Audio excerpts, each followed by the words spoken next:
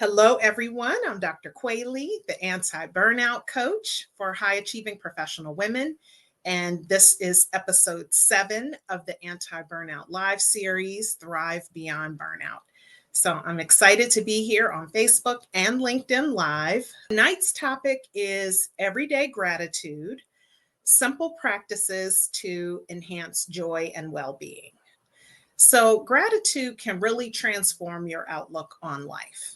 And we're going to talk about some simple, practical ways to integrate gratitude into your daily routine and how it can enhance your joy and your well-being. So tonight's episode will be relatively short and sweet. But before we get started, I always like to know a little bit about the folks who are watching. So I would love to know, do you have a favorite gratitude practice? And it could be anything from journaling to just simply taking a moment to be grateful and appreciate the things in your life. All right. So while you're typing, I'll just share a little bit about my own journey with gratitude. I've always been someone who was focused on the next thing, and not always great at appreciating the present moment. And in some ways, being future minded served me well.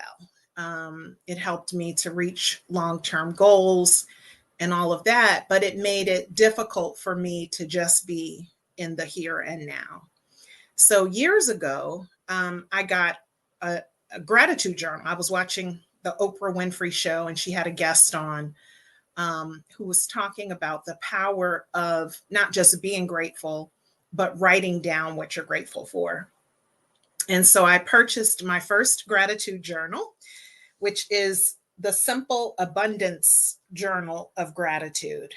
So this is literally, I bought this in 1997. So like 27 years ago, which is crazy. It still looks pretty good. But I started 27 years ago writing down, and I don't do it every day or anything, but at the time I was very good about the habit of writing down 3 things every night that I was grateful for. And so what that did was it really made me, as I was going through the day, it made me look for something to write down. And so I would be looking for, good things. And like they say, you find what you're looking for.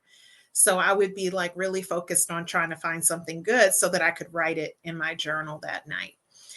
So that was 27 years ago. I still love going back. I went through this last night. At the time, I was a newlywed, and now we've been married for 28 years, something like that. So I was a newlywed. I was in my residency, didn't even have our baby girl yet. So it was just really very nice to see some of the things that I was appreciating so long ago. So looking back on those entries reminds me that even during challenging times, there's always something to be grateful for. So I highly recommend a gratitude journal. Now I don't have a specific gratitude journal.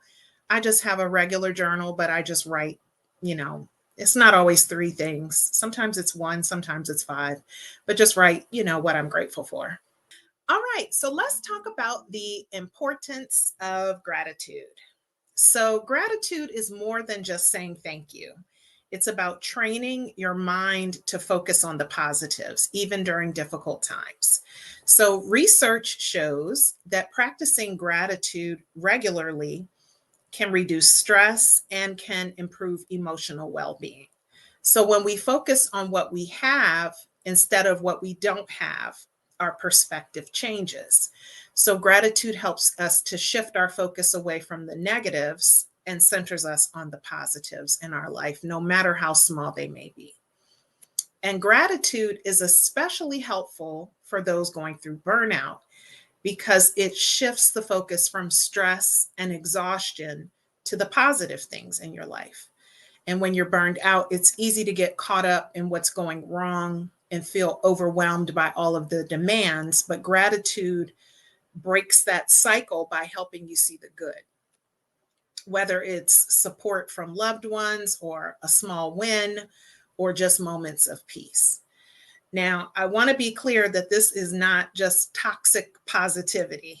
We're not ignoring challenges and pretending that everything is okay when it's not. Instead, it's about acknowledging the difficulties while also making space to recognize and appreciate the positives. So it's a way to bring balance back into your perspective, even during tough times. Okay, so let's talk about some practical strategies for practicing gratitude. So here are some simple gratitude practices that you can incorporate into your daily routine beginning today. The first two, which are gratitude journaling and gratitude meditation, have been shown to be particularly helpful with reducing stress. Okay, so here's the 10 strategies. Number 1, gratitude journaling, which I do. So this is one of the simplest ways to practice gratitude, just keeping a gratitude journal. You just take a few minutes each day, write down 3 things that you're grateful for. So this could be as simple as enjoying a peaceful morning walk or as big as completing a major work project. The beauty of this practice is that it trains your mind to look for the positives in your day, and over time, you find yourself noticing them more naturally. I can attest to that. Number 2, gratitude meditation. So you just set aside a few minutes a day for gratitude meditation. Just sit quietly and focus on the things that you're grateful for, whether it's people, experiences, or things. Visualize these blessings and allow feelings of appreciation to fill your heart. So this practice can be deeply calming and grounding, especially during stressful times. And number 3, a gratitude jar. So another great practice is creating a gratitude jar. Each day, you write down something that you're thankful for and you drop it in the jar. And at the end of the year or during tough times, you just go through the jar and reflect on all the blessings you've documented. And it's a wonderful way to visually see how much good has happened in your life.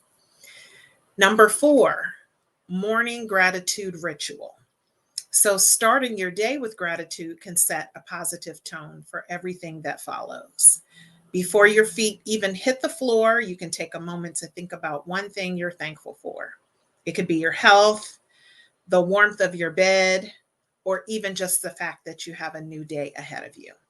So this simple ritual can put you in the right mindset before your day even begins. Number 5, expressing gratitude to others. So gratitude doesn't always have to be an internal practice. Take the time to express your appreciation to someone in your life, whether it's a friend, a family member, or a colleague. Let them know that you're thankful for their presence. This not only strengthens your relationship with them, but also boosts your own sense of well-being. Number 6, gratitude letters.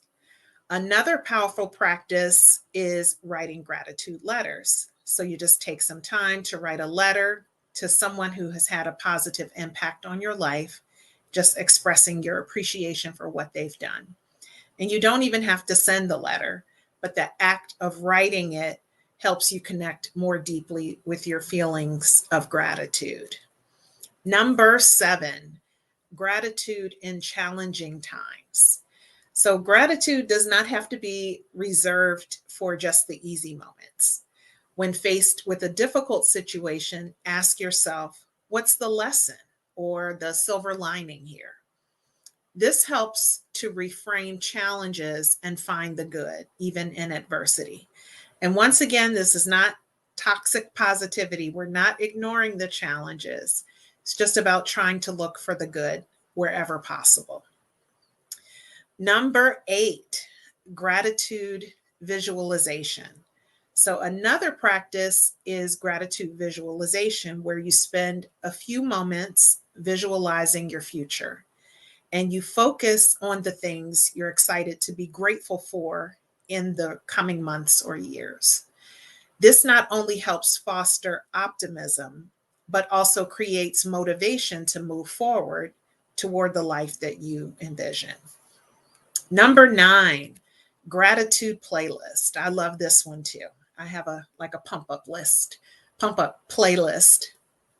So for a fun twist on gratitude, you can create a playlist of songs that remind you of things you're thankful for, whether it's family, love, or uplifting moments. Whenever you need a pick me up or a reminder of the positives in your life, you can just play that playlist and shift your energy and mindset.